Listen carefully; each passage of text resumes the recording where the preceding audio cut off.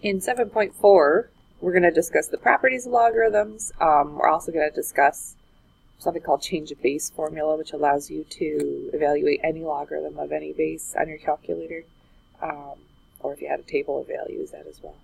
Well, we're leading up to the big shebang here, which is where we're going to be solving logarithmic and exponential equations. So these properties are kind of fun to use, and they're going to seem pointless for a while because you don't really use them until you have to manipulate an expression. So there are three basic properties here, and they're at the top of your notes, and they're all over our word wall in our classroom. And the first one is called the product property. You don't have to know the name, but what you do have to know is that if you have a multiplication problem inside of a logarithm, so you have something u times v, they're calling it in this example, then you break it up into the logarithm of u plus the logarithm of b. So this is called expanding. This side of the properties, these are the condensed versions. And this side of the properties, these are the expanded versions. So if I ask you to expand, I'm asking you to make the properties into their larger forms, essentially. Alright, so another property that we're going to learn is called the quotient property. And that says if you have a division problem inside of a logarithm, you can split that up into the log of the first thing, which is the numerator, minus log of the second thing, which is the denominator. So notice the order would make a difference. If you reverse the order, you're going to have a totally different expression. So make sure, because of there's no commutative property of subtraction, we need to make sure it's log of numerator minus log of denominator. And then for my favorite property, the power property. This is actually the whole point of a logarithm. The whole point of a logarithm is to bring an exponent down. So we'll discuss this further in class, but I call this the Mario property. And you're not going to get the full song and dance from me here on the video, but what I do is I think about like old school Super Mario Brothers games, and like when he would like jump up and punch the bricks, and then like a star might come out, you know. I'm talking like really old school, like when I was a kid. The star would like slide off the brick and then down, you know. So that's what I envision happening here. The logarithm acts like Mario, and it punches the brick, and then it takes the exponent, and it's going to slide it over and down. So now it's in front of the, or mathematically speaking, it's in front of the logarithm, and you end up with n times the logarithm of u. So you might wonder, like, why do I even care about that? We have a lot of uses for this property coming up, so trust me that we're going to need it. And I refer to it as the Mario property. And, you know, if you're in my classroom, you'll probably start calling it that as well. But it is technically called the power property. It's the whole point of a logarithm, that it can bring an exponent down. So here, these are kind of a good review of how to evaluate logarithms, but also now using these new properties. So the property they're trying to illustrate for you here on this question is the Mario property. We have a log base 2, which is just the type of logarithm. But inside that logarithm, you have 4 raised to the 5th power. So the power would actually come down in front. This becomes 4 times the log base 2 of 4. And then what I wrote in black there, what I'm about to bubble in green, this is something that I can evaluate. This is like saying 2 to what power gives me a 4. Remember I was doing that in the previous lesson? So the answer to this green blob is a 2, because 2 to the 2nd power is 4. And then remember, you still have this 4 out in front. That used to be that power, though. 4 times 2, better known as 8. Our final answer here is 8. Now there were other ways to evaluate that logarithm.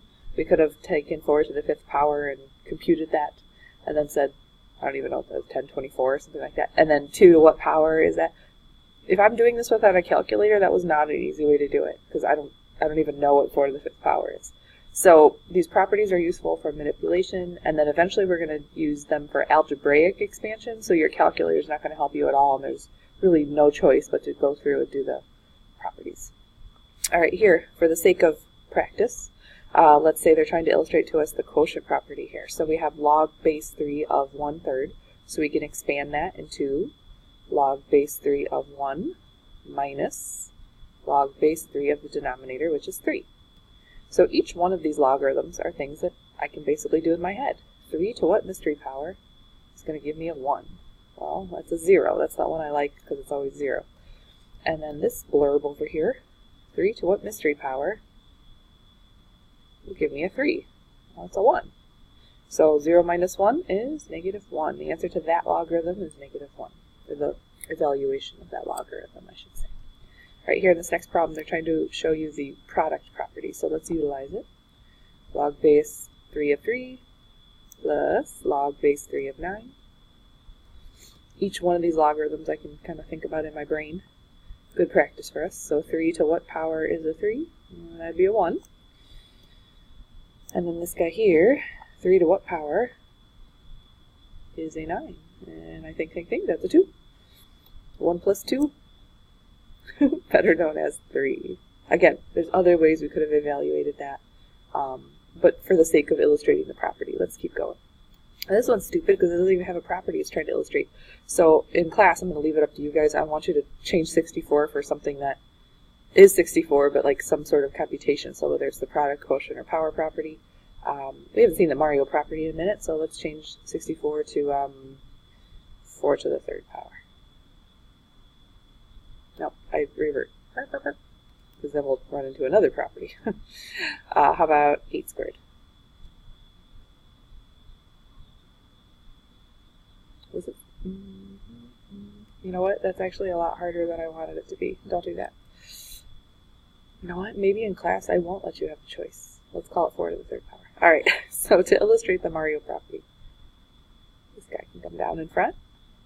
And then I'm hoping if we do it this way in class, someone will remember something else from another logarithm property that we talked about in a previous lesson. Right at the beginning of the problem, remember what happens when the bases match? Log base 4 of 4. These just end up canceling and the answer is going to be a 3. Well, this is why that property works. Look what happens here. 4 to what mystery power is a 4? Well, that's a 1. So 3 times 1 is just going to come back to a 3 at the end. So that's why that inverse property worked on the previous lesson, because we knew that the power would have been a 1. So there, we just basically took a shortcut and crossed them off. All right, so these are expanding problems, but this time we're not going to be able to evaluate down to a single number because we have algebraic components. So when I look at this question, it's log base 2, so that's the type of logarithm I'm going to use in each of my expansion pieces. But I have 7 times x to the 3rd divided by y. I actually have all 3 properties in this one problem, so this is a great problem. So a good question is, where do we start? And you have to start with whichever property is utilizing all of the bases, basically. So 7 is a base, x is a base, and y is a base. So they're not all being multiplied together, and they're not all raised to a power, but they're all involved in the division problem. So that's how we're going to start. We're going to take this numerator and this denominator, and we're going to expand it using the quotient property. So log base 2 of 7x to the 3rd. I like to use parentheses when there's more than one thing in my logarithms. Minus, because it's quotient property, log base 2 of y, and I'll just keep using parentheses for the sake of consistency. Now, you don't stop until there's only one thing in each logarithm. So this logarithm is good to go. But this logarithm still has 2 things in it. It has a 7 and it has an x to the 3rd power. So the next thing we're going to do is we're going to break this logarithm apart using the product property, which says log base 2 of the first thing, which is 7, plus log base 2 of the second thing, which is x to the 3rd. And then remember, we still had that minus log base 2 of y. And we're still not done, because the rule is you can only have one thing in each logarithm. So this one's good, and this one was already good. This one's not good, because we have x to the 3rd power, which is like x times x times x. So we're going to use the Mario, or the power property, and we're going to rewrite that 3 down in front. And that's why that property works, right? Because if you have x times another x times another x, you could break it up into log of x plus log of x plus log of x, and that would combine to 3 log x's. So that's why this is 3 times log base 2 of x, and then these guys didn't change. Log base 2 of 7 plus 3 log base 2 of x, whoops, minus log base 2 of y. Now, I know that felt like a very laborious task, right? Like a lot of work. Probably by the end of the lesson, you'll be able to go from here, very likely all the way down to the final answer without showing too much work. You might have to jump from like here to here to here, but you'll be able to skip some of the steps on these multi-step problems. And you know, I'm not encouraging you to not show work, especially on like a test, because I want to see your work, but I'm telling you that these will go faster, and you might even end up enjoying them. Now this is base 10 logarithm, remember, so if you want to keep writing base 10s you can, or you can just write the log symbol because I know that means base 10. And we have a couple of properties going on here. We have the quotient property and we have the power property. So you have a choice. You can either distribute the 2 to the 7 and the 9 and then expand it out, or you can go ahead and bring the 2 down right away. And that's usually what kids say. They feel like that's going to be easier is to bring the 2 down using that Mario or power property right away in front of the log. Oop, in front of the log. So 2 times, and then log of 7 over 9. But we're clearly not expanded all the way because the quotient property hasn't been utilized yet. So this becomes log 7 minus log 9, but this is where we have to be careful. Remember that 2 you brought down in front? Well, that's down in front of everything. So you have to remember that, and you have to distribute the 2. So this becomes 2 times log 7 minus 2 times log, oh, that's a 9. Hello, log 9. So remember how earlier I gave you a choice, and I said you could either distribute the 2 or you could bring the 2 down right away. Had you distributed the 2 and made that 7 squared over 9 squared, you would have still ended up with the same answer. That's why I really like using these properties, because there's not necessarily like one way to do them. I like the freedom in the algebraic manipulation. Now, the other side of that coin is sometimes you choose poorly, and when you make a choice, you make your work harder, but that's not usually the case for Algebra 2 problems. We don't really give you that complicated of questions. All right, number 11. 2 times x to the second times y. So everybody's involved in multiplication. There is something that has a power, but we're going to worry about the power at the end because it's not going to every base. So 3 things multiplied together is still the product property. We're just going to have 3 logarithms when we split it apart. So log base 3 of the first thing, which is 2, plus log base 3 of the second thing, which is x squared. So you already know what you're going to do next, and you've already done it, you sneaky little devils, you. All right, plus log base 2 of y. So the last thing we're going to have to do is realize that x squared, that's more than one thing in a logarithm, that's x times x. So if we go ahead and use the Mario or the power property and bring that 2 down, which some of you already have that answer, so good for you, plus 2 times log base 3 of x, oops, plus log base 2 of y. Very good. Alright, moving along. I like this better. So we're going to do everything backwards. So you're going to condense it back into one logarithm. The reason I like these better is because it's like super obvious when you're done, because you'll be like log, and then some stuff inside of the log. These are also very easy for me to grade, because I can just kind of zone in on your answer and see what's going on, and if it's not equivalent to my answer, then I figure out where you went wrong. But the most common mistake we see on these is where children write log divided by log, or log times log. The answer should just be log, and then a bunch of stuff inside of the logarithm. So, first of all, we have a common logarithm. So I know my final answer is going to be common logarithm, and then a bunch of stuff. So when I do these questions, I actually start that way. I write out like a skeleton for my answer, and I make sure I put my answer there so I don't make a weird mistake. And basically, you work left to right. So these 2 logs, if I were to condense them together, the first thing I notice is this logarithm, that power really belongs up here. So this is really log 6 plus log, and you can say 2 squared, or you can change it to a 4. But when you condense log plus log, remember the rule, we can go backwards here, means you multiply them together. So 6 times 4 is 24. Now, there's this other logarithm over here, so don't forget about me. It's minus log 3.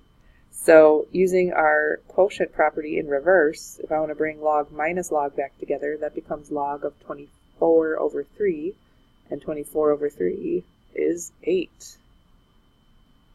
So remember how I said your single answer is like log of something? There's your something, log 8. Again, the more comfortable you become with these, the less work you have to show, and by the end of the lesson, or at least by the end of practice time today, there'll be many of you who can jump straight down to the final answer. I want to caution you to not do that, maybe, because nothing looks more suspicious to a math teacher than no work. But the other issue is on a test. If you make a mistake, I can't really help you. Now this problem, it appears like someone like halfway condensed it and then stopped a little too early. So we're going to have to combine these parts of the logarithms together. If I'm adding log plus log, the rule says we're going to multiply these inside pieces together, and then the 5 and the 3 can be multiplied together for 15, and then x squared. And that's as simple as those get. 15x squared is your final answer. Log base 8 of 15x squared, excuse me. Alright, this one's fun. See a couple of Mario properties going on here. Power properties, technically. So we have log base 4, this is really x to the third power, minus log base 4 of y to the second power. And again, I like to put parentheses around what's in the logarithm. I think it just helps, especially with my messy handwriting. All right, now condensing log minus log using the quotient property in reverse. I think I'm ready for my final answer. This becomes log of the first thing, which is x to the third, divided by log of the second thing, which is y squared. Notice final answer, log base 4 with a whole bunch of junk inside of it. Good to go.